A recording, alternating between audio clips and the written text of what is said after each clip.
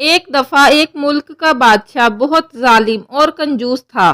اس نے اپنے ملک میں یہ اعلان کر دیا کہ کوئی بھی شخص کسی فقیر یا مسکین پر کوئی چیز صدقہ نہ کرے، کوئی کسی غریب کی مدد نہ کرے۔ اگر کسی نے ایسا کیا تو میں اس کا ہاتھ کاٹ دوں گا۔ یہ خبر سن کر لوگوں میں سنسنی سی مچ گئی۔ اب ہر کوئی صدقہ دینے سے ڈرنے لگا۔ ایک دن ایک فقیر مجبور ہو کر ایک عورت کے پاس آیا۔ اس سے کہا، اللہ عز و جل کی رضا کی خاطر مجھے کوئی چیز دے دے بیٹی، جسے میں کھا سکوں۔ عورت نے کہا کہ ہمارے ملک کے بادشاہ نے اعلان کیا ہے کہ جو کوئی کسی کو صدقہ دے گا اس کا ہاتھ کاٹ دیا جائے گا۔ اب تم ہی بتاؤ میں تمہیں کس طرح کوئی چیز دوں؟ فقیر نے کہا، تم مجھے اللہ عز و جل کی رضا کی خاطر کوئی کھانے کی چیز دے دو، دیکھنا اللہ تمہارا بھلا کرے گا۔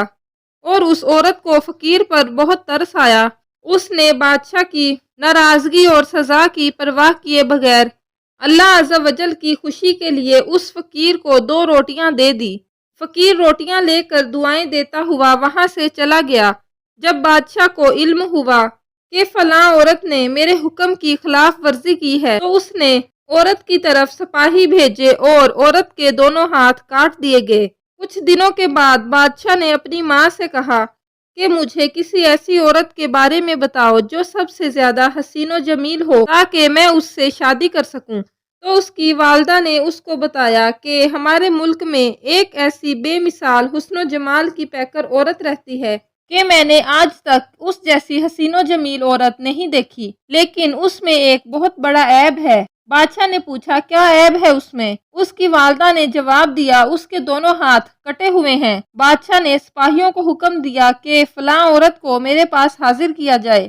چند سپاہی گئے اور اس عورت کو بادشاہ کے پاس لے آئے جس کے ہاتھ فقیر کو روٹیاں دینے کی وجہ سے کاٹ دیے گئے تھے۔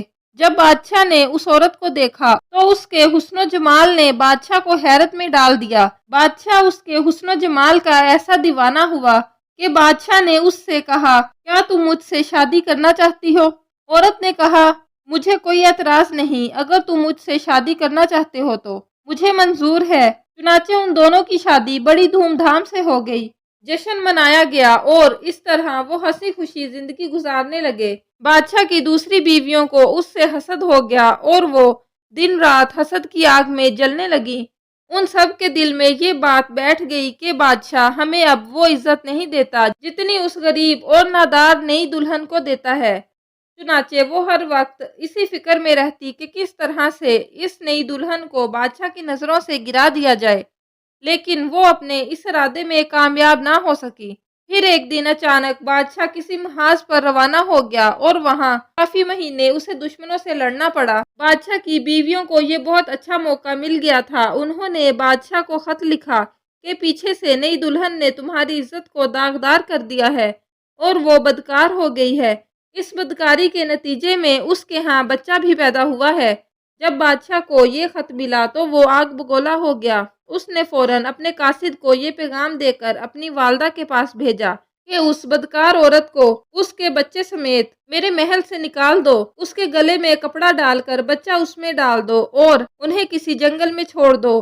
جب اس کی والدہ کو یہ پیغام ملا تو اس نے ایسا ہی کیا، اس کے گلے میں کپڑا ڈال کر بچہ اس میں ڈال دیا، پھر اس ملک سے دور ایک جنگل میں چھوڑ دیا گیا۔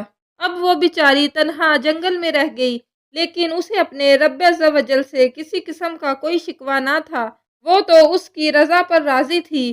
وہ بیچاری اس طرح جنگل میں گھومتی رہی، پیاس کی شدت نے اسے پریشان کر رکھا تھا۔ بالآخر اسے دور ایک نہر نظر آئی، وہ نہر پر گئی اور جیسے ہی پانی پینے کے لیے جھکی تو اس کا بچہ گہرے پانی میں جا گرا اور ڈوبنے لگا۔ جب عورت نے اپنے بچے کو ڈوبتا دیکھا تو وہ رونے لگی۔ اتنے میں اس کے پاس 2 خوبصورت نوجوان آئے اور اس سے پوچھا، کیا ہوا، کیوں رو رہی ہو؟ اس نے کہا، میں پانی پینے کے لیے جھکی تو میرا بچہ اس نہر میں گر کر ڈوب گیا، میں اسی کے غم میں رو رہی ہوں۔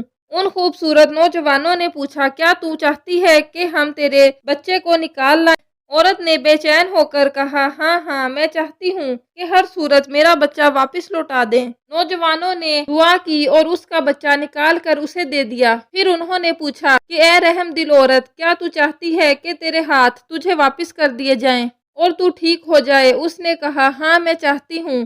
چنانچہ ان دونوں نوجوانوں نے دعا کی اور اس کے دونوں ہاتھ بالکل ٹھیک ہو گئے۔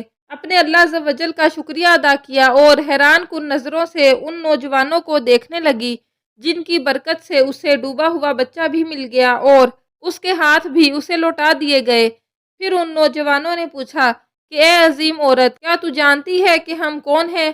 عورت نے کہا، میں آپ کو نہیں جانتی۔